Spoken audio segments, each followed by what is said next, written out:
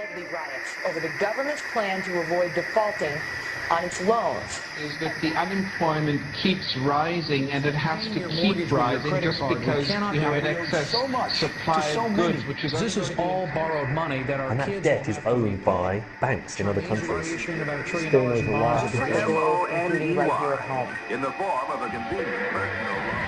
A filter cigarette that delivers the taste, and 45 malt liquor. Are you hot? Quite some time ago, by a psychologist, America is sponsoring I first learned it from my grandmother. Now, my grandmother was a wonderful person. She taught me how to play the game Monopoly. She understood that the name of the game is to acquire. She would accumulate everything she could, and eventually she became the master of the board. And then she would always say the same thing to me. She'd look at me and she'd say, "One day, you'll learn to play the game." One summer, I played Monopoly almost every day, all day long. And that summer, I learned to play the game. I came to understand the only way to win is to make a total commitment to acquisition. I came to understand that money and possessions, that's the way that you keep score. And by the end of that summer, I was more ruthless than my grandmother. I was ready to bend the rules if I had to win that game. And I sat down with her to play that fall. I took everything she had. I watched her give her last dollar and quit in utter defeat. And then she had one more thing to teach me. Then she said, "Now it all goes back in the box." All those houses and hotels, all the railroads and utility companies, all that property and all that wonderful money. Now it all goes back in the box. None of it was really yours. You got all heated up about it for a while. But it was around a long time before you sat down at the board. And it will be here after you're gone. Players come and players go. Houses and cars, titles and clothes, even your body. Because the fact is that everything I clutch and consume and hoard is going to go back in the box, and I'm going to lose it all. You have to ask yourself, when you finally get the ultimate promotion, when you've made the ultimate purchase, when you buy the ultimate home, when you have stored up financial security and climbed the ladder of success to the highest rung you can possibly climb it, and the thrill wears off, and it will wear off, then what? How far do you have to walk down that road before you see where it leads? Surely you understand, it'll never be enough. So you have to ask yourself the question, what matters?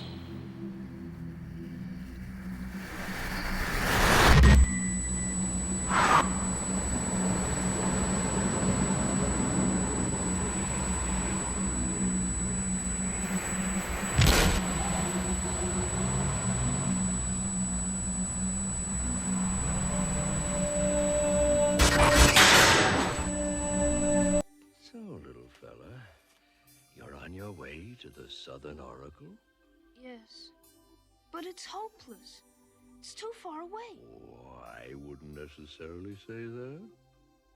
You know how to get there? Why, sure. It's right around the corner. How'd all this happen? With luck. You've already brought me the entire 10,000 miles? No. Only 9,891, as the dragon flies. You're amazing! Having a luck dragon with you is the only way to go on a quest. Things will work out fine, Atreyu. Never give up, and good luck.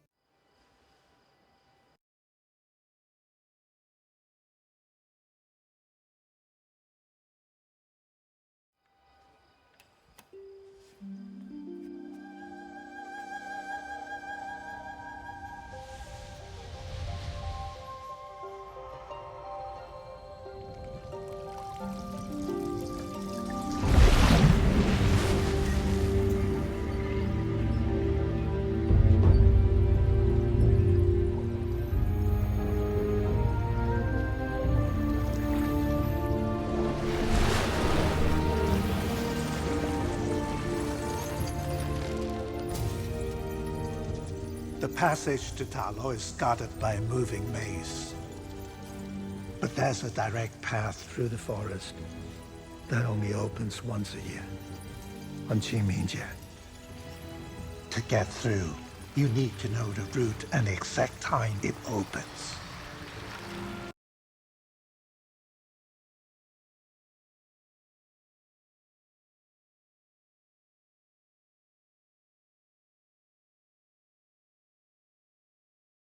What he sees, what he feels of this vast unknown universe is beyond anything our simple brains can... Oh! You can go. What? Go, you can go, he says go.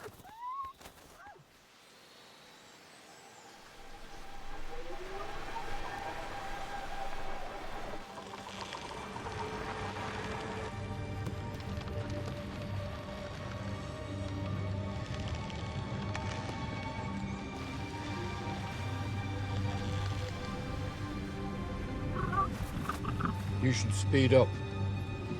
What? Why? Katie, go, go, go! Morris says, hard right, on 3. What? 2, hard right, where? Now.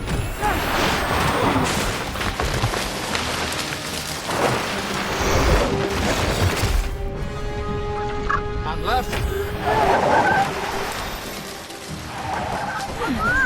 It's all about staying in the pocket. What pocket? We're in it now. What happens if we don't stay in the pocket? The forest eats us. Eats us? What does that mean? It says it eats us. Go left.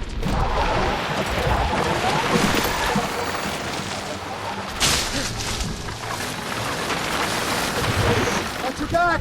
Stay in the pocket. How close is it? 5 meters! Stay in the pocket. What is that in feet? Really freaking close! Stay in the pocket. Will you just stop saying stay in the pocket?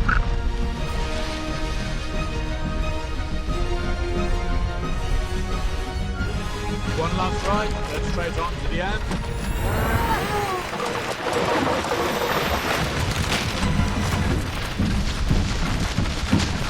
You might want to hurry up. What do you think I'm doing? We're not gonna make it. Coming home, Bobby.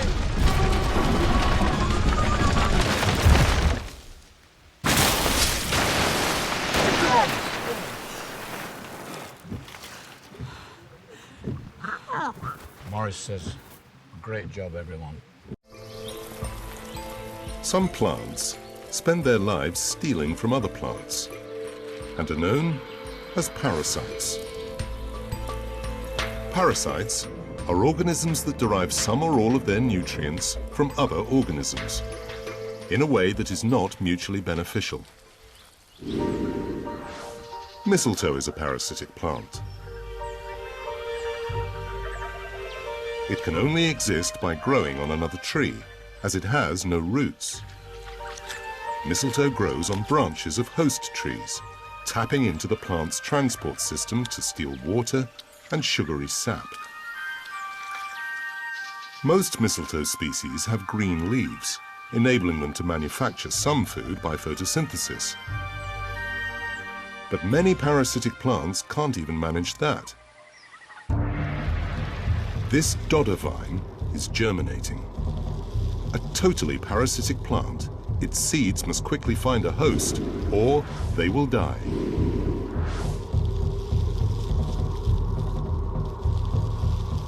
Not even a nettle sting will deter the dodder. The seedlings suck the sap from the nettle's stem, fueling the dodder's growth, and when it has enough nourishment, it will flower. A single dodder seedling may, in time, overwhelm a whole bed of nettles. The mistletoe and dodder vine rely on their host staying alive, but one plant sets out to kill its victim. A young fig tree grows slowly on the branch of its host. Its roots crawl over the branches, and some head for the ground. Supplied with nutrients, it now grows extremely quickly, its rootlets wrapping around the host's trunk, forming a web. The host tree is being killed. This is a strangler fig. Over several years, the fig roots will strangle the trunk, stealing most of the nutrients from the soil and blocking sunlight from reaching the host's leaves.